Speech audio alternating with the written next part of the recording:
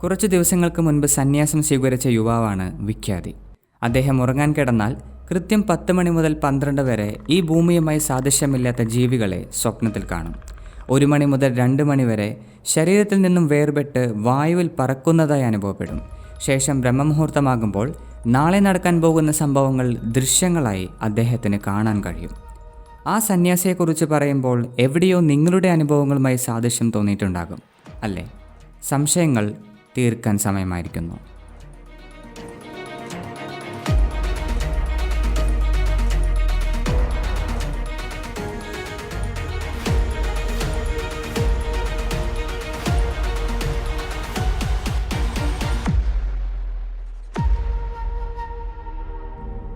ഒരു മനുഷ്യൻ്റെ 15 വയസ്സ് വരെ ലൈഫിലെടുക്കുന്ന എല്ലാ തീരുമാനങ്ങളും വികാരത്തെ ആസ്പദമാക്കിയായിരിക്കും.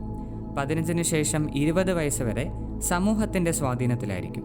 എന്നാൽ എന്ന് 21-ാം വയസ്സിലേക്ക് പ്രവേശിക്കുന്നുവോ അന്ന് മുതൽ ലൈഫിനെ നിയന്ത്രിക്കുന്നത് നിങ്ങളുടെ ഇൻറ്റ്യൂഷനാണ്.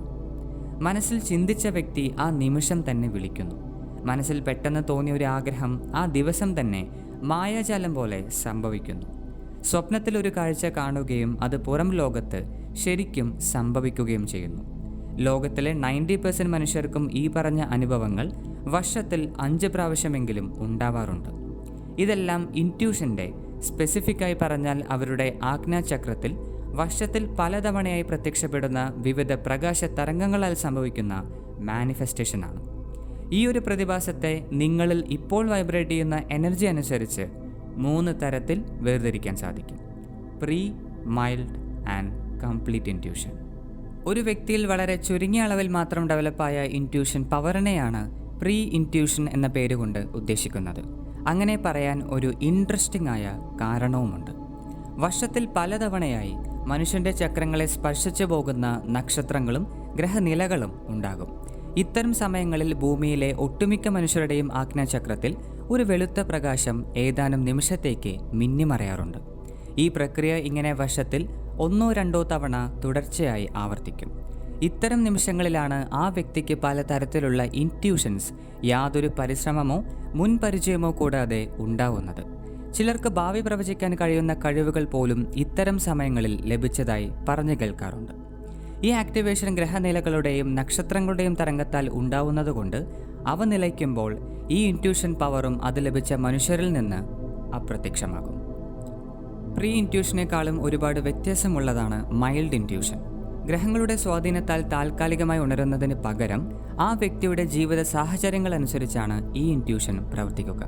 അതായത് നിങ്ങൾ കലാപരമായ മേഖലയിൽ ജോലി ചെയ്യുന്നവരോ കുറഞ്ഞത് 10 മാസമെങ്കിലും ആത്മീയ പാതയിൽ സഞ്ചരിക്കുന്നവരോ ആണെങ്കിൽ മൈൽഡ് ഇൻറ്റ്യൂഷൻ നിങ്ങളുടെ നാച്ചുറൽ എബിലിറ്റി ആയിരിക്കും.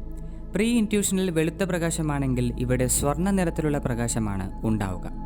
പ്രീ ഇൻറ്റ്യൂഷനെ പോലെ ഏതാനും നിമിഷത്തിൽ പ്രത്യക്ഷമാവുകയും അപ്രത്യക്ഷമാവുകയും ചെയ്യുന്നതിന് പകരം പ്രത്യക്ഷമായി അപ്രോക്സിമേറ്റ്ലി 12 മിനിറ്റ് നേരത്തേക്ക് കെടാതെ തുടർന്ന് പ്രകാശിക്കാൻ ആജ്ഞയ്ക്ക് സാധിക്കും.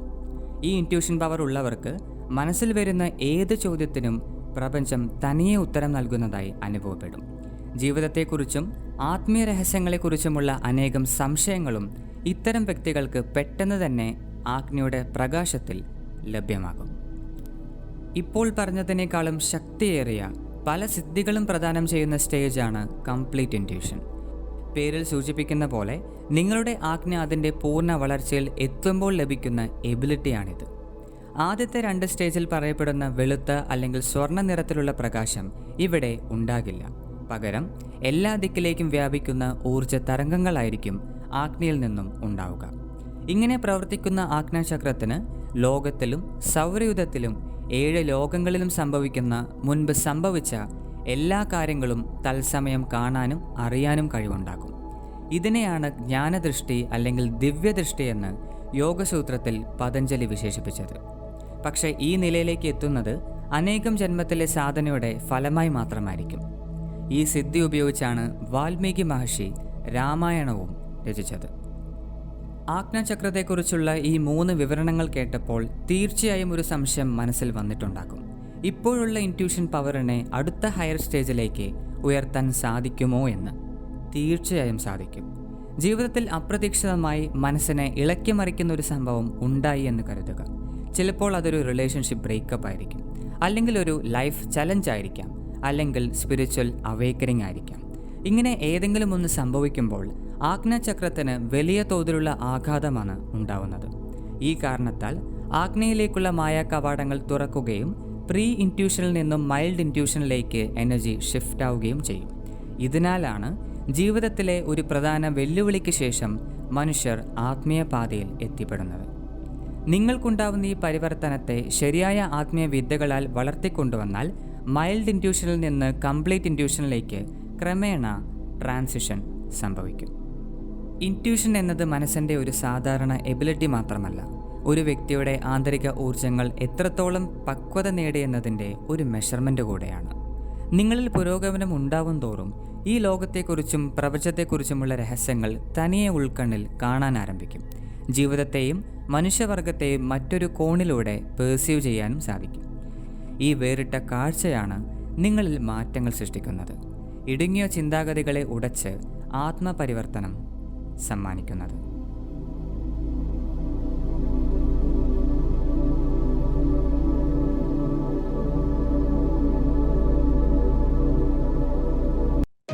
മന്ത്രങ്ങൾ ഏറ്റവും കൂടുതൽ ഫലം നൽകുന്നത് പൗർണമിയിലാണ്. യജ്ഞങ്ങളും ഋഷീശ്വരന്മാരുടെ തപസ്സും സമ്പൂർണ്ണമാകുന്നത് പൗർണമി ദിവസങ്ങളിലാണ്. മറ്റേത് ദിവസത്തിനും നൽകാത്ത പ്രാധാന്യം എന്തിനാണ് പൗരാണികർ പൗർണമിക്ക് നൽകിയത്? അതിൻ്റെ ഭംഗി കൊണ്ടാണോ, അതോ മനുഷ്യൻ്റെ ഓരോ കോശങ്ങളെയും ജ്വലിപ്പിക്കാനുള്ള അവളുടെ ശക്തി കൊണ്ടാണോ?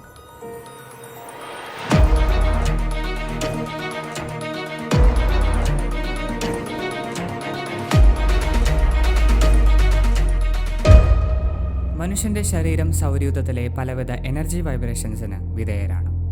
ഇതിൽ എടുത്തു പറയേണ്ടത് ഓരോ ഫുൾമൂൺ സമയത്തും 7 ചക്രങ്ങളിൽ, അതിലും പ്രധാനമായി അനാഹത ചക്രത്തിലുണ്ടാവുന്ന സ്വാധീനത്തെക്കുറിച്ചാണ്. ഓരോ മനുഷ്യൻ്റെ ചക്രങ്ങളിലും മിതമായ അളവിൽ പ്രാണിക് എനർജി എന്നും സഞ്ചരിക്കാറുണ്ട്. ഈ സഞ്ചാരം എത്ര കാലം തടസ്സമില്ലാതെ തുടരുന്നുവോ അത്ര കാലം രോഗങ്ങളോ മാനസിക പ്രശ്നങ്ങളോ ഇല്ലാതെ ജീവിതം അനായാസം മുന്നോട്ട് പോകും. അതേസമയം ഏതെങ്കിലും സ്പിരിച്വൽ പാത്ത് ഫോളോ ചെയ്യുന്നവർക്ക് എനർജി മിതമായി ഒഴുകുന്നതിന് പകരം മൂലാധാരയിൽ നിന്നും ആജ്ഞയിലേക്ക് ഉയരാനാണ് ശ്രമിക്കാറുള്ളത്. കേൾക്കുമ്പോൾ നല്ല കാര്യമായി തോന്നിയാലും ഇവിടെ ഒരു പ്രശ്നം ഒളിഞ്ഞിരിക്കുന്നുണ്ട്. മൂലാധാരയിൽ നിന്നും ഉയരുന്ന ഊർജങ്ങൾ ഭൂരിഭാഗം വ്യക്തികൾക്കും അനാഹത കടന്ന് മുകളിലേക്ക് പോവാറില്ല. ഒന്നില്ലെങ്കിൽ അവിടെ സ്റ്റക്കാവുകയോ അല്ലെങ്കിൽ വളരെ ചുരുങ്ങിയ ഊർജം മാത്രം കടന്നു പോകുന്ന അവസ്ഥ ഉണ്ടാവുകയോ ചെയ്യുന്നു. ഈ കാരണത്താൽ ലോവർ ചക്രങ്ങളിൽ ബ്ലോക്ക് ഉണ്ടാവുകയും ജീവിതത്തിലെ സന്തോഷങ്ങൾ പൂർണ്ണതോതിൽ ലഭിക്കാതാവുകയും ചെയ്യും. ഇവിടെയാണ് ഓരോ മാസവും ഭൂമിയിൽ ഉണ്ടാവുന്ന ഫുൾ മൂൺ എനർജി നിങ്ങളുടെ സഹായത്തിനെത്തുന്നത്. ഓരോ ഫുൾ മൂൺ സമയത്തും നിങ്ങളുടെ അനാഹത ചക്രം താൽക്കാലികമായി ആക്ടിവേറ്റ് ആവാറുണ്ട്. ഈ ആക്ടിവേഷൻ്റെ ഫലമായി അനാഹതയ്ക്ക് ചുറ്റും ഒരു കാന്തിക വലയം രൂപപ്പെടുകയും അതിൻ്റെ ശക്തിയിൽ മൂലാധാരയിലുള്ള ഊർജങ്ങൾ അനാഹതയിലേക്ക് അനായാസം ആകർഷിക്കപ്പെടുകയും ചെയ്യും. ശേഷം ഫുൾമൂൺ അതിൻ്റെ പൂർണ്ണതയിൽ നിൽക്കുമ്പോൾ പിങ്കള നാഡികളുടെ സഹായത്തോടെ ഊർജം അനാഹതയിൽ നിന്നും ആജ്ഞാചക്രത്തിലേക്ക് സഞ്ചരിക്കാൻ തുടങ്ങും. ഈ പ്രക്രിയ സംഭവിക്കുമ്പോൾ അനാഹതയുടെ പരിശുദ്ധി അനുസരിച്ച് 2 രീതിയിലാണ് നിങ്ങളുടെ ശരീരത്തിൽ റിയാക്ഷൻ ഉണ്ടാവുക. അനാഹത ശുദ്ധമാണെങ്കിൽ അവിടെ ഇമോഷൻ ബ്ലോക്കേജുകൾ ഒട്ടും ഇല്ലെങ്കിൽ കൃത്യം ഫുൾമൂൺ ആവുമ്പോൾ വിവരിക്കാൻ കഴിയാത്ത ആനന്ദം നിങ്ങളുടെ ഓരോ കോശങ്ങളിലും നിറയാൻ തുടങ്ങും. യാതൊരു പ്രയാസവും കൂടാതെ കൂടുതൽ നേരം ധ്യാനത്തിൽ ലയിക്കാനും ജീവിതത്തിൽ വരാൻ പോകുന്ന സംഭവങ്ങളെക്കുറിച്ച് മുൻകൂട്ടി അറിയാനും സാധിക്കും. ഇനി അഥവാ അനാഹത അശുദ്ധമാണെങ്കിൽ പലതരത്തിലുള്ള നെഗറ്റീവ് ഇമോഷൻസ് ആയിരിക്കും നിങ്ങൾക്ക് അനുഭവപ്പെടുക. പെട്ടെന്ന് ദേഷ്യപ്പെടാനും വിഷമിക്കാനും ആഗ്രഹിച്ച കാര്യങ്ങൾ കൂടുതൽ നീണ്ടുപോവാനും ഫുൾമൂൺ സമയത്ത് സാധ്യതയുണ്ട്. നിങ്ങളുടെ അനാഹത ഇപ്പോൾ പറഞ്ഞതിൽ ഏതാണെങ്കിലും ചില യോഗവിദ്യകൾ പരിശീലിച്ചാൽ അതിനെ ഇനിയും ശക്തിയുള്ളതാക്കി മാറ്റാൻ സാധിക്കും. ചക്രങ്ങളിലേക്ക് കുണ്ടലിനി ശക്തിയെ വഹിക്കുന്നത് 2 നാഡികളാണ്, പിങ്കള. ഇതിൽ ഇടനാടി ചന്ദ്രനുമായും പിങ്കളനാടി സൂര്യനുമായും കണക്റ്റായിരിക്കുന്നു. ഫുൾമൂൺ ദിവസങ്ങളിൽ നിവർന്നിരുന്ന് വലത്തേ മൂക്ക് അടച്ചു പിടിച്ച് ഇടനാടി സഞ്ചരിക്കുന്ന ഇടത് മൂക്കിലൂടെ മാത്രം 11-21 പ്രാവശ്യം ഇൻഹെയിൽ ആൻഡ് എക്സേൽ ചെയ്യുക. ഇങ്ങനെ ചെയ്യുന്നതിലൂടെ ഇടനാടി കുറച്ച് ദിവസത്തിനുള്ളിൽ ആരോഗ്യകരമായി പ്രവർത്തിക്കുകയും അനാഹതയിലേക്ക് ഊർജങ്ങൾ സ്റ്റക്കാവാതെ ചാനലാവുകയും ചെയ്യും. ഏതെങ്കിലും മൈനർ ബ്ലോക്കേജ് ഉണ്ടെങ്കിൽ അവയെല്ലാം റിലീസ് ചെയ്യാനും ഈ പ്രക്രിയ ഉത്തമമാണ്. എല്ലാ മാസവും ഫുൾ മൂണിൽ മുടങ്ങാതെ ഈ പ്രാക്ടീസ് തുടർന്നു വന്നാൽ ഊർജങ്ങൾ അനാഹത ഭേദിച്ച് ആഗ്നയിലേക്ക് തീർച്ചയായും പ്രവേശിക്കും. ഇപ്പോൾ പറഞ്ഞ പോലെയുള്ള അനുഭവങ്ങൾ 7 ചക്രങ്ങളും ഓപ്പൺ ആകുന്നതിൻ്റെ ലക്ഷണമായി ഒരിക്കലും തെറ്റിദ്ധരിക്കരുത്. പകരം പ്രകൃതിയുടെ സ്വാധീനത്തിൽ ഭൂമിയിലുണ്ടാവുന്ന എനർജി റൈസിങ്ങിനെ നിങ്ങൾക്കനുകൂലമായി മാറ്റുകയാണ്. ചക്രങ്ങളെല്ലാം തുറന്ന് എൻലൈറ്റൻമെൻ്റ് എന്ന സ്ഥിതിയിൽ ലയിക്കാൻ ജന്മങ്ങളുടെ യോഗ അഭ്യാസവും കർമ്മചക്രങ്ങളെ മറികടക്കാൻ പ്രകൃതിയുടെ അനുവാദവും ആവശ്യമാണ്. നിങ്ങളുടെ ആത്മീയ പാതയെ ഭക്തിപൂർവം പൂർത്തീകരിക്കുക.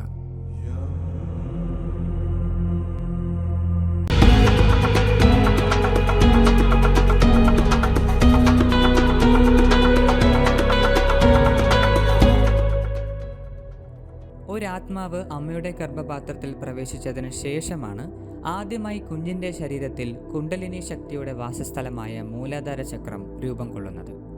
ആ കുഞ്ഞ് പുറത്തു വരുന്നത് വരെ ടെക്നിക്കലി കുഞ്ഞിൻ്റെയും, അതായത് നിങ്ങളുടെയും നിങ്ങളുടെ അമ്മയുടെയും മൂലാധാര ചക്രങ്ങൾ 100% ഒന്ന് തന്നെയായിരിക്കും. പ്രഗ്നൻസി കഴിഞ്ഞ് പുറത്തു വന്നതിന് ശേഷമാണ് മൂലാധാരയിലെ കുണ്ടലിനി ഉണരുന്നതും അത് മറ്റ് 6 ചക്രങ്ങളെ ശരീരവുമായി ബന്ധിപ്പിക്കാൻ ശ്രമിക്കുന്നതും. ഇങ്ങനെ 7 ചക്രങ്ങളും ഇന്റർകണക്റ്റ് ആകുന്ന പ്രക്രിയ 12 വയസ്സ് വരെ തുടരും. എന്നാൽ ഇന്ന് 12 വയസ്സ് പൂർത്തീകരിക്കുന്നുവോ അന്നു മുതൽ നിങ്ങളുടെ മൂലാധാര ചക്രം അമ്മയുടെ മൂലാധാര ചക്രത്തിൽ നിന്ന് എന്നേക്കുമായി വിച്ഛേദിക്കപ്പെടുകയാണ്. അതിനുശേഷം മൂലാധാരം പ്രവർത്തിക്കാൻ പോകുന്നത് നിങ്ങൾക്കുള്ള പൂർവ്വജന്മ വാസനകളും ആഗ്രഹങ്ങളും അനുസരിച്ചായിരിക്കും. ഈ സമയം മുതൽ ജീവിതം 2 പാതകളുള്ള ഒരു ടേണിംഗ് പോയിന്റിൽ എത്തുകയാണ്. ഈ 2 പാതകളിൽ ഒരു പാത ആരോഗ്യവും സമ്പത്തും പവിത്രമായ ആത്മബന്ധങ്ങളും നൽകുമ്പോൾ, രണ്ടാമത്തെ പാത ശാരീരിക പ്രശ്നങ്ങളും ടോക്സിക് റിലേഷൻഷിപ്പുകളും കാർമികായ പല സാഹചര്യങ്ങളിലേക്കും കൊണ്ടെത്തിക്കുന്നു. നിങ്ങളുടെ കൗമാരം ഇവയിൽ ഏത് പാതയാണ് സ്വീകരിച്ചതെന്ന് മനസ്സിലാക്കാൻ കഴിഞ്ഞാൽ ഇപ്പോൾ ഈ പ്രായത്തിൽ നിങ്ങൾ നേരിടുന്ന ഭൂരിഭാഗം പ്രശ്നങ്ങൾക്കും കാരണം എന്തായിരുന്നുവെന്ന് തീർച്ചയായും കണ്ടെത്താൻ സാധിക്കും. സിദ്ധാർത്ഥ്, ആനന്ദ് എന്ന 2 കുട്ടികളുടെ ഉദാഹരണത്തിലൂടെ നിങ്ങളുടെ കുണ്ടലിനി ഏത് പാതയാണ് സ്വീകരിച്ചതെന്ന് വ്യക്തമായി പറഞ്ഞു തരാം. സിദ്ധാർത്ഥും ആനന്ദും ഒരേ പ്രായത്തിലുള്ള കുട്ടികളാണ്. സിദ്ധാർത്ഥ് തൻ്റെ കൗമാരത്തിലേക്ക് പ്രവേശിച്ചപ്പോൾ എല്ലാ കുട്ടികളെയും പോലെ ആക്ഷൻ സിനിമകൾ ധാരാളം കാണാൻ തുടങ്ങി. കുറച്ചു കഴിഞ്ഞപ്പോൾ ഫൈറ്റ് സീക്വൻസുകൾ ധാരാളമുള്ള സിനിമകൾ തേടിപ്പിടിച്ച് കാണാൻ അവൻ ഇഷ്ടപ്പെട്ടു. അവൻ്റെ ആവേശം കണ്ട് സിദ്ധാർത്ഥിൻ്റെ മാതാപിതാക്കൾ അവനെ ആയോധന കലകൾ പഠിപ്പിക്കുന്ന ഒരു സെൻറ്ററിലേക്ക് പ്രവേശിപ്പിക്കുകയും ശേഷമുള്ള വർഷങ്ങളിൽ അവനതിൽ സ്വയം സമർപ്പിക്കുകയും ചെയ്തു. അതിൻ്റെ ഫലമായി 21 വയസ്സ് പൂർത്തിയാകുമ്പോഴേക്കും ആയോധന കലയിൽ വലിയ രീതിയിലുള്ള സാമർഥ്യം നേടിയെടുക്കാനും മനസ്സും വികാരങ്ങളും എപ്പോഴും ശാന്തമായി നിലനിർത്താനും അവൻ പഠിച്ചു. അവൻ്റെ എല്ലാ ഇഷ്ടങ്ങളും ഒരു മായാജാലം പോലെ പ്രകൃതി നേടിക്കൊടുക്കുകയും ചെയ്തു. അതേസമയം ആനന്ദിൻ്റെ കൗമാരത്തിൽ അവൻ ഒരുപാട് സുഹൃത്തുക്കൾ ഉണ്ടായിരുന്നു. എല്ലാ ദിവസവും അവരോടൊപ്പം ചിലവഴിക്കാനും പുറത്തു പോകാനും സംസാരിക്കാനുമാണ് ആനന്ദിനിഷ്ടം. സിദ്ധാർത്ഥിനെ പോലെ അവനും ചില ഇഷ്ടങ്ങൾ ഹൃദയത്തിൽ വന്നെങ്കിലും മറ്റു വിഷയങ്ങളിൽ സമയം ചിലവഴിക്കാൻ തുടങ്ങിയപ്പോൾ അതിനെയെല്ലാം അവഗണിക്കുന്ന ഒരവസ്ഥയിൽ അവൻ എത്തിച്ചേർന്നു. ഓരോ വർഷങ്ങൾ കടന്നു പോകുമ്പോഴും അവൻ്റെ ജീവിതത്തിൽ ഇനി എന്ത് ചെയ്യണമെന്ന ചോദ്യം വർദ്ധിച്ചു വന്നു. പ്രായപൂർത്തിയായതിനു ശേഷം നല്ലൊരു ജോലി ലഭിക്കാനോ ഇഷ്ടമുള്ള മേഖല എന്തെന്ന് തിരിച്ചറിഞ്ഞ് അതിലേക്ക് പ്രവേശിക്കാനോ ആനന്ദിന് കഴിഞ്ഞില്ല. ക്രമേണ ജീവിതം കഠിനമാവുകയും അവസാനമില്ലാത്ത ചോദ്യങ്ങളുടെയും അജ്ഞാനത്തിൻ്റെയും ആഴത്തിൽ അവൻ വീഴുകയും ചെയ്തു. ഈ 2 കുട്ടികളുടെ കഥയിൽ എവിടെയെങ്കിലും നിങ്ങളുടെ കൗമാരവുമായി സാദൃശ്യം തോന്നിയോ? ആ സാദൃശ്യത്തിന് പിന്നിൽ മിസ്റ്റിക്കലായ ഒരു കാരണവുമുണ്ട്. കൗമാരപ്രായം ആരംഭിക്കുന്ന 12ാമത്തെ വയസ്സിലാണ് കുണ്ടലിനി എനർജി മൂലാധാരയിൽ ആദ്യമായി ഉണരുന്നത്. കൃത്യം ഈ സമയത്ത് നിങ്ങളുടെ പൂർവ്വജന്മ കർമ്മങ്ങൾ അനുസരിച്ച് പലവിധ ഇഷ്ടങ്ങളും അനിഷ്ടങ്ങളും താല്പര്യങ്ങളും ഈ ജന്മത്തിൽ പുറത്തു വരാൻ ശ്രമിക്കും. ഇത്തരം വിഷയങ്ങളെ തിരിച്ചറിഞ്ഞ് അതിനെ ശരിയായ രീതിയിൽ ചാനൽ ചെയ്യാൻ സഹായം ലഭിച്ചാൽ നിങ്ങളുടെ കുണ്ടലിനി എനർജി നിശ്ചയമായും മൂലാധാരത്തിൽ ആക്ടിവേറ്റ് ആവുകയും മുകളിലുള്ള സ്വാധിഷ്ഠാന, മണിപ്പൂര, അനാഹത ചക്രത്തിലേക്ക് സഞ്ചരിക്കാനും ആരംഭിക്കും. സിദ്ധാർത്ഥിൻ്റെ കൗമാരത്തിൽ മൂലാധാരം ഉണർന്നപ്പോൾ ആ തീവ്രത പുറത്തേക്ക് പ്രകടമാകാൻ ആഗ്രഹിച്ചത് ബോഡി മൂവ്മെൻറ്റ്സിലൂടെയാണ്. അതിനാലാണ് അവൻ മാർഷൽ ആർട്സിനോട് അത്രയും താല്പര്യം തോന്നാൻ കാരണം. ഇത് ചിലപ്പോൾ മറ്റു കുട്ടികൾക്ക് ഡാൻസ്, മ്യൂസിക്, ഡ്രോയിങ് എന്ന രീതിയിലും പ്രകടമാകാം. അൺകോൺഷ്യസ് ആയിട്ടാണെങ്കിലും മാതാപിതാക്കൾ അവനെ മാർഷൽ ആർട്സ് പഠിപ്പിക്കാൻ അവസരം ഒരുക്കുകയും അതുവഴി അവൻ്റെ കുണ്ടലിനി എനർജി ശരീരത്തിൽ സ്വയം പ്രകടമാവുകയും ചെയ്തു. ഏതാനും വർഷങ്ങളിൽ മൂലാധാരയിൽ നിന്നും സ്വാധിഷ്ഠാനത്തിലേക്ക് കുണ്ടലിനി നീങ്ങിയപ്പോൾ അവൻ്റെ ശരീരം ലിമിറ്റിൽ കൂടുതലുള്ള ശക്തി ആർജിച്ചു. ശേഷം മണിപ്പൂരകത്തിലേക്ക് പ്രവേശിച്ചപ്പോൾ അത്ര എളുപ്പത്തിൽ തോൽപ്പിക്കാൻ കഴിയാത്ത സമർത്ഥനായി പരിവർത്തനം സംഭവിക്കുകയും ചെയ്തു. ഇവ മൂന്നും സാധ്യമായപ്പോൾ ക്രമേണ അനാഹതയിലേക്ക് കുണ്ടലിനി നീങ്ങി മനസ്സും വികാരങ്ങളും എന്നും ശാന്തമായി നിൽക്കുന്ന അവസ്ഥയിൽ എത്തുകയും ചെയ്തു. പക്ഷേ ആനന്ദിന് ദൗർഭാഗ്യവശാൽ ഈ തീവ്രതയെ തിരിച്ചറിയാനോ അതിനെ പുറത്തേക്ക് കൊണ്ടുവരാനോ സാധിച്ചില്ല. ഈ കാരണത്തിൽ കുണ്ടലിനി മുകളിലേക്ക് ചലിക്കാതാവുകയും മറ്റ് ചക്രങ്ങൾ ഇംബാലൻസ്ഡ് ആയ സ്ഥിതിയിൽ തുടരുകയും ചെയ്യും. ചുരുക്കി പറഞ്ഞാൽ യാതൊരു പരിശ്രമവും കൂടാതെ തന്നെ നിങ്ങൾ ഓരോരുത്തരുടെയും കുണ്ടലിനി അതിൻ്റെ ബേസിക് ആക്ടിവേഷനായി കൗമാരത്തിൽ ശ്രമം നടത്തിയിട്ടുണ്ട്. ആ ശ്രമത്തിൻ്റെ ഫിസിക്കൽ മാനിഫെസ്റ്റേഷനാണ് കൗമാരത്തിൽ നിങ്ങൾക്ക് വരുന്ന പലതരത്തിലുള്ള ഇഷ്ടങ്ങൾ, or in other words passion.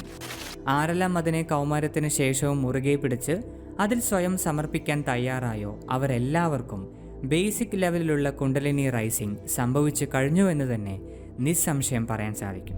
അതേസമയം സാഹചര്യങ്ങൾ കാരണം ഈ ആഗ്രഹങ്ങളെ ആരെല്ലാം അവഗണിച്ചുവോ അവരുടെ കുണ്ടലിനി മൂലാധാരയിൽ തന്നെ ഇപ്പോഴും ചലനമറ്റ് കിടക്കുകയാണ്.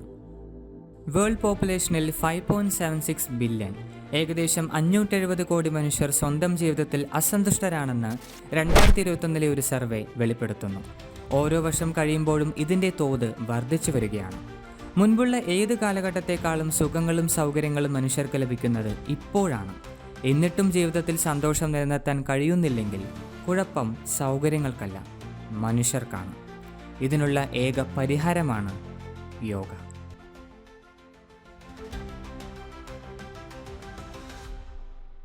പുരാതനമായ സിദ്ധയോഗ വിദ്യകളെപ്പറ്റി പഠിക്കുന്ന ഒരു ഗവേഷകൻ ഹിമാലയത്തിലെ ഒരു യോഗിയുടെ പക്കലെത്തി. അവരുടെ സംഭാഷണങ്ങൾക്കിടയിൽ ശരീരത്തിലെ നവദ്വാരങ്ങളെ ശുദ്ധീകരിക്കുന്ന ഒരു അപൂർവ മരുന്ന് യോഗി ആ ഗവേഷകന് നൽകി. അത് കഴിച്ചയുടനെ പുറത്തു കിടക്കാൻ സാധിക്കാത്ത ഏതോ ധ്യാനാവസ്ഥയിൽ 8 മണിക്കൂറോളം ഗവേഷകൻ ലയിച്ചുപോയി. ഇപ്പോൾ പറഞ്ഞത് വെറും കെട്ടുകഥയല്ല. 3 ഔഷധങ്ങൾ കൃത്യമായി പ്രയോഗിച്ചാൽ മനുഷ്യന് സംഭവിക്കുന്ന പരിവർത്തനം മാത്രമാണ്.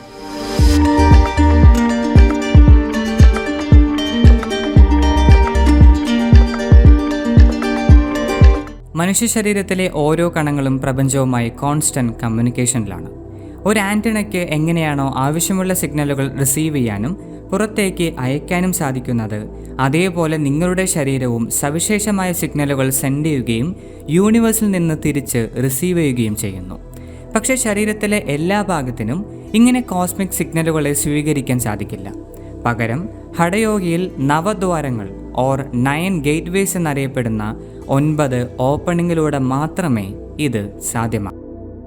അതേസമയം ഏതെങ്കിലും കാരണത്താൽ ഈ നവദ്വാരങ്ങൾ അശുദ്ധമായാൽ പോസിറ്റീവ് വൈബ്രേഷൻസ് ആകർഷിക്കാനുള്ള നിങ്ങളുടെ ശരീരത്തിൻ്റെ ശക്തിയും അശുദ്ധമാക്കും. ഇതിനാൽ ജീവിതത്തിൻ്റെ താളം തെറ്റുകയും എത്ര ശ്രമിച്ചാലും പുറത്തു കടക്കാൻ പറ്റാത്ത കാർമിക് ട്രാപ്പുകളിൽ, അതായത് ടോക്സിക് റിലേഷൻഷിപ്പ്, ആൽക്കഹോൾ, പോൺ പോലുള്ള അഡിക്ഷൻസിൽ നിങ്ങൾ അടിമപ്പെടുകയും ചെയ്യും. ഇതിനാലാണ് യോഗയിൽ നവദ്വാരങ്ങളെ ഷഡ്കർമ്മങ്ങൾ അഭ്യസിച്ച് പ്യൂരിഫൈഡായി നിലനിർത്താൻ ഉപദേശിക്കുന്നത്. പൊതുവെ ഇത്തരം പ്യൂരിഫിക്കേഷൻ പ്രോസസ്സ് പൂർത്തിയാക്കാൻ പതിറ്റാണ്ടുകൾ എടുക്കുമെങ്കിലും ത്രിഫല, ഭൃംഗരാജ്, ബ്ലൂ ലോട്ടസ് എന്ന പേരുകളിൽ അറിയപ്പെടുന്ന 3 ഔഷധങ്ങൾ ഉപയോഗിച്ച് ദിവസങ്ങൾക്കുള്ളിൽ ഇവയെല്ലാം ശുദ്ധീകരിക്കാൻ സാധിക്കും.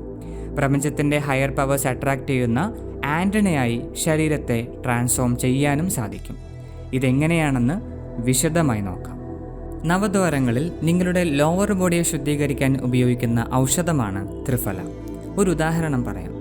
നമ്മൾ എല്ലാ ദിവസവും പല വ്യക്തികളോട് നേരിട്ടോ അല്ലാതെയോ ഇൻറ്ററാക്ട് ചെയ്യാറുണ്ട്.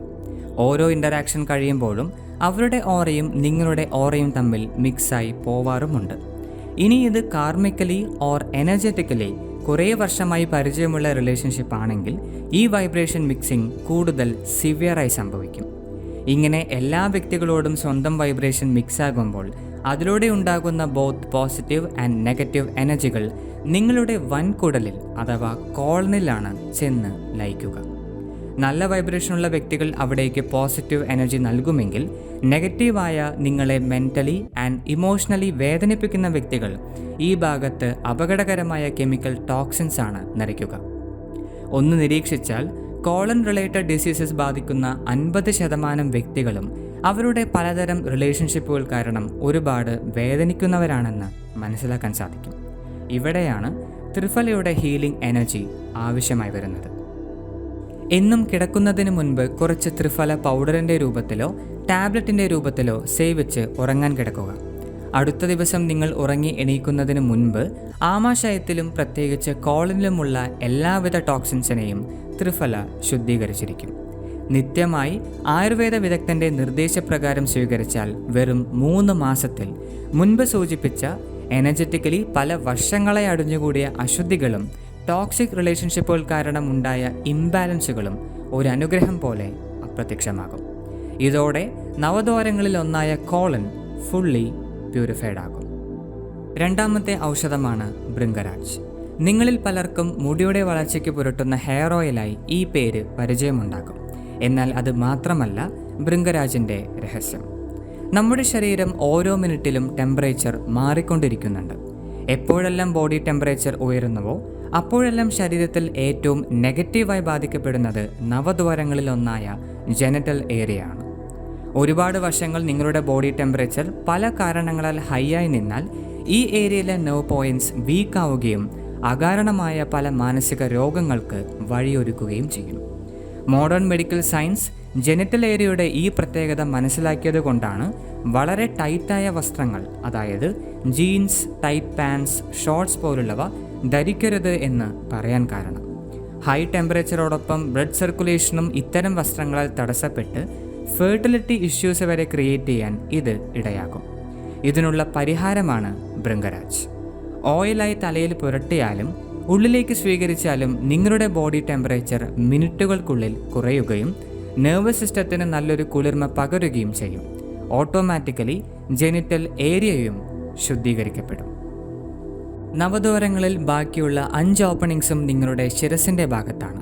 ഇവയെ ശുദ്ധീകരിക്കാൻ ഉപയോഗിക്കുന്നത് ബ്ലൂ ലോട്ടസ് ഓർ നീലത്താമര എന്ന അപൂർവമായ പദാർത്ഥമാണ്. പലതരം ഡ്രഗ്സ് ഉപയോഗിച്ച് ആഴ്ന്ന ധ്യാനാവസ്ഥയിൽ എത്താൻ ശ്രമിക്കുന്നവരെക്കുറിച്ച് നിങ്ങൾ കേട്ടിട്ടുണ്ടാകും. അതിന് സമാനമായ എന്നാൽ അത്ര അപകടമില്ലാത്ത ഒരു മൈൽഡ് സൈക്കോ ആക്റ്റീവ് ഡ്രഗ് തന്നെയാണ് ബ്ലൂ ലോട്ടസ്. ഇതിൻ്റെ ഒറിജിനൽ എക്സ്ട്രാക്റ്റുകൾ കൃത്യമായ അളവിൽ ശരീരത്തിൽ സ്വീകരിച്ചാൽ ഏറ്റവും അഡ്വാൻസ്ഡ് ആയ മെഡിറ്റേഷൻ ലെവലുകൾ മിനിറ്റുകൾക്കുള്ളിൽ എത്താൻ സാധിക്കും. മനുഷ്യൻ്റെ ബ്രെയിൻ വേവ്സിൽ വ്യത്യാസം വരുത്തി നിർവചിക്കാൻ കഴിയാത്ത ആനന്ദം പ്രദാനം ചെയ്യാനും ഇതിന് സാധിക്കും. ആൻഡ് ചില റെയർ കേസിൽ ഏതാനും മണിക്കൂറുകൾ മാത്രം നീണ്ടു നിൽക്കുന്ന സിദ്ധികൾ നൽകാൻ പോലും നീലത്താമരയ്ക്ക് സാധിക്കും. ആയുർവേദത്തിന് പുറമെ ഹിമാലയത്തിലുള്ള പല യോഗികളും ഇത് സേവിച്ചാണ് രഹസ്യമായ യോഗ സാധനകളിൽ ലയിക്കാറുള്ളത്. ഇൻ ഷോർട്ട്, ഒരു ഹൈ ഡോസ് മെഡിറ്റേഷൻ ഡ്രഗാണ് ബ്ലൂ ലോട്ടസ് എന്ന് പറയാൻ സാധിക്കും.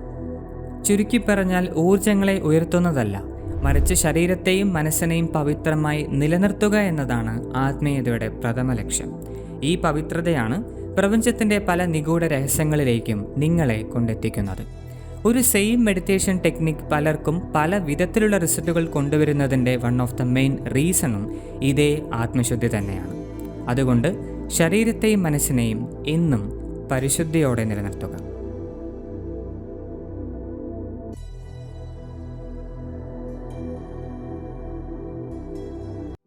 അഹമ്മദാബാദിലെ ഒരു ആശുപത്രിയിൽ പ്രഹ്ലാദ് ജാനി എന്നൊരു സന്യാസിയെ പ്രവേശിപ്പിച്ചു. രോഗം മാറ്റാനോ പരിശോധിക്കാനോ അല്ല.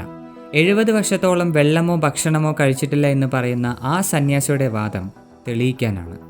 നടത്തിയ പരിശോധനകളിൽ തെളിഞ്ഞ കാര്യങ്ങൾ എല്ലാവരെയും ഞെട്ടിച്ചു കളഞ്ഞു. സന്യാസിയുടെ തലച്ചോറിൻ്റെ പ്രായം മെഡിക്കലി വെറും 25 വർഷം മാത്രമാണ്.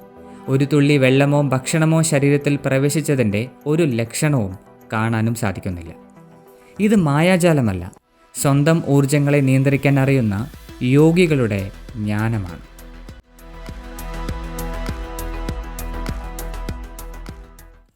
ഒരു സ്മാർട്ട് ഫോൺ ചാർജ് ആവുന്നത് വൈദ്യുതിയുടെ സഹായത്താലാണ്. സസ്യങ്ങളിൽ സങ്കീർണമായ മാറ്റങ്ങൾ സംഭവിക്കുന്നത് സൂര്യകിരണങ്ങളുടെ ഓജസ്സാലാണ്. നമ്മൾ മനുഷ്യരാകട്ടെ ഊർജം സ്വരൂപിക്കുന്നത് കഴിക്കുന്ന ഭക്ഷണത്തിലൂടെയുമാണ്. ഇവിടെ പലരും തിരിച്ചറിയാത്ത കാര്യം, ഭക്ഷണം കേവലം വിശപ്പടക്കാനോ അല്ലെങ്കിൽ ശാരീരികമായ ഉന്മേഷം പകരാനോ മാത്രമുള്ളതല്ല, മറിച്ച് പ്രപഞ്ചത്തിൽ അനന്തമായി കിടക്കുന്ന ഊർജങ്ങളെ എളുപ്പത്തിൽ ശരീരത്തിൽ സ്വീകരിക്കാനും അതുവഴി നിങ്ങളിൽ പോസിറ്റീവ് എനർജിയുടെ അളവ് വർദ്ധിപ്പിക്കാനും പ്രകൃതി നൽകിയ വരദാനം കൂടെയാണ്. പക്ഷെ കഴിക്കുന്ന എല്ലാ ഭക്ഷണത്തിലും പോസിറ്റീവ് എനർജിയാണ് ഉള്ളതെന്ന് പറയാനും സാധിക്കില്ല. ചില പദാർത്ഥങ്ങൾക്ക് നിങ്ങളെ വീക്കാക്കാനും ഓൾറെഡി നിങ്ങളിലുള്ള പ്രാണിക് എനർജിയെ അശുദ്ധമാക്കാനും കഴിയും. ഈ കാരണത്താൽ ഭക്ഷണത്തിൽ അടങ്ങിയിരിക്കുന്ന ഊർജ്ജങ്ങളെപ്പറ്റി അറിഞ്ഞിരിക്കേണ്ടത് പ്രധാനമാണ്. ആയുർവേദത്തിൽ ഭക്ഷണത്തെ 3 തരത്തിൽ വേർതിരിക്കുന്നു: സത്വഗുണം, രജോ ഗുണം, തമോ ഗുണം. ഭൂരിഭാഗം സസ്യാഹാരങ്ങളും സാത്വിക് കാറ്റഗറിയിൽ ഉൾപ്പെടുന്നവയാണ്. കാരണം മറ്റേത് പദാർത്ഥങ്ങളെക്കാളും പ്രപഞ്ചത്തിൽ നിറഞ്ഞു നിൽക്കുന്ന ഊർജ്ജങ്ങളെ ആകർഷിക്കാനും ശേഖരിക്കാനും സസ്യങ്ങൾക്ക് അനായാസം സാധിക്കും. ഇങ്ങനെ ശേഖരിക്കുന്ന ഊർജ്ജങ്ങൾ ക്രമേണ പ്രാണിക് എനർജിയായി കൺവേർട്ട് ആവുകയും ഭൂമിയിലുള്ള എല്ലാ ജീവജന്തുക്കൾക്കും കഴിക്കാൻ പറ്റുന്ന വിധം സ്വയം പരിവർത്തനപ്പെടുകയും ചെയ്യും. ഭക്ഷ്യയോഗ്യമായ ഏത് പദാർത്ഥത്തെ എടുത്ത് നോക്കിയാലും അത് വളരുന്ന മരത്തിൻ്റെ അല്ലെങ്കിൽ ചെടിയുടെ വേര് മുതൽ ഇലകൾ വരെ ഏതെങ്കിലുമൊക്കെ വിധത്തിൽ പ്രയോജനപ്പെടുന്നവയാണ്. ഇതിനെല്ലാം കാരണം കോസ്മിക് എനർജിയെ ദീർഘനേരത്തേക്ക് ശേഖരിച്ച് വയ്ക്കാനുള്ള സസ്യങ്ങളുടെ എബിലിറ്റിയാണ്. സ്വാഭാവികമായും ഇങ്ങനെയുള്ള ഭക്ഷണം കഴിക്കുന്നവർക്ക് പ്രാണിക് എനർജി എപ്പോഴും ഹയർ ആയിരിക്കും. എരിവുള്ള, ചൂടേറിയ, അസിഡിക് നേച്ചറുള്ള ഭക്ഷണങ്ങളാണ് രജസിക് ഫുഡ്. സത്വഗുണമുള്ള ഭക്ഷണത്തിൽ അടങ്ങുന്ന പ്രാണിക് എനർജിയെക്കാളും 75% കുറവായിരിക്കും രജസിക് കാറ്റഗറിയിലുള്ള ഭക്ഷണത്തിന്. വാഹനത്തിൽ സഞ്ചരിക്കുമ്പോൾ പെട്ടെന്ന് അതിൻ്റെ വേഗം കൂടുകയും മുന്നറിയിപ്പില്ലാതെ ബ്രേക്ക് ചെയ്യുകയും ചെയ്താൽ എന്താണോ സംഭവിക്കുക അതിന് തുല്യമായ റിയാക്ഷനാണ് നിങ്ങളുടെ എനർജി ബോഡിയിലും രജസിക് ഫുഡ് കാരണം ഉണ്ടാവുന്നത്. ഇത്തരം ഭക്ഷണങ്ങൾ അമിതമായി കഴിച്ചാൽ പ്രാണിക് ബോഡി ഡിസ്റ്റർബ് ആവുകയും മനസ്സിൻ്റെ ഉന്മേഷം എന്നേക്കുമായി നഷ്ടപ്പെടുകയും ചെയ്യും. മത്സ്യം, മാംസം പോലുള്ള ഭക്ഷണങ്ങളാണ് താമസിക് ഫുഡ്. ഈ ഭക്ഷണത്തിലെ പ്രാണിക് എനർജി എന്നും തികച്ചും 0 ആണ്. ഇതുകൂടാതെ ശരീരത്തിലെ അസിഡിക് ആൻഡ് ആൽക്കലൈൻ ബാലൻസ് തെറ്റിച്ച് അസിഡിക് ലെവൽ ലിമിറ്റിൽ കൂടുതലാവാനും താമസിക് ഫുഡ് കാരണമാകാറുണ്ട്. ലിമിറ്റിൽ കൂടുതൽ അസിഡിറ്റി ആയാൽ ആ ശരീരം ലോകത്തുള്ള മിക്ക രോഗങ്ങളുടെയും വാസസ്ഥലമാവുകയും മാരകമായ രോഗങ്ങൾ അനായാസം കോശങ്ങളിൽ വളരുകയും ചെയ്യും. Acidic body creates more diseases എന്നത് മെഡിക്കലി പോലും പ്രൂവ് ചെയ്ത കാര്യവുമാണ്. ജീവിതത്തിലെ ഓരോ ഘട്ടത്തിലും നിങ്ങൾ ഏത് പാതയാണോ സ്വീകരിക്കുന്നത് അതനുസരിച്ചായിരിക്കണം തിരഞ്ഞെടുക്കുന്ന കാറ്റഗറിയും. ആത്മീയതയാണ് പ്രധാന ലക്ഷ്യമെങ്കിൽ, നിത്യവും സാധനങ്ങൾ അഭ്യസിച്ച് ഊർജ്ജങ്ങളെ ശക്തിയേറിയതാക്കാനാണ് ലക്ഷ്യമെങ്കിൽ സ്വീകരിക്കേണ്ടത് സാത്വിക ഭക്ഷണമാണ്. മുൻപ് വ്യക്തമാക്കിയ പോലെ ഊർജ്ജങ്ങളെ നിരന്തരമായി എല്ലാ നാഡികളിലൂടെയും ചാനൽ ചെയ്യാൻ ശുദ്ധമായ ശരീരം വേണം.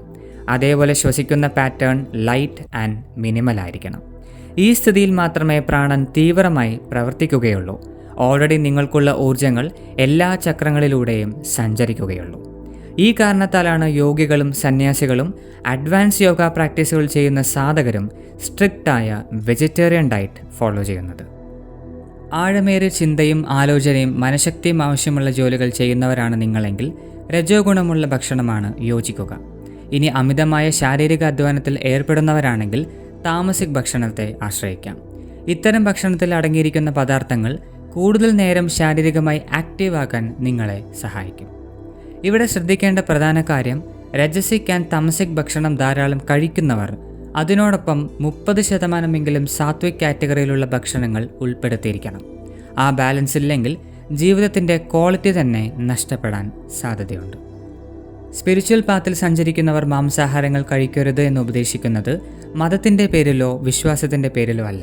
വിവിധ സാധനങ്ങളിലൂടെ പ്രാണിക് എനർജി വർദ്ധിപ്പിക്കാൻ നിരന്തരം ശ്രമിക്കുമ്പോൾ ഇത്തരം ഭക്ഷണങ്ങൾ അതിന് വിപരീതമായി പ്രവർത്തിച്ച് പ്രാണനെ ഇല്ലാതാക്കുന്നു. ഒരു ലിമിറ്റിൽ കൂടുതലായാൽ സാധനയിലൂടെ ലഭിക്കുന്ന പ്രാണൻ്റെ വലിയ പങ്ക് ഈ ഒരൊറ്റ മിസ്റ്റേക്ക് കാരണം നഷ്ടപ്പെട്ടു പോകും. നോൺ വെജിറ്റേറിയൻ പൂർണ്ണമായും ഒഴിവാക്കുക, അല്ലെങ്കിൽ അതിൻ്റെ ക്വാണ്ടിറ്റി 80% കുറയ്ക്കുക. ആത്മീയപാതയിലുള്ളവർ ഇതെല്ലാം ശ്രദ്ധിക്കേണ്ടത് വളരെ അനിവാര്യമാണ്.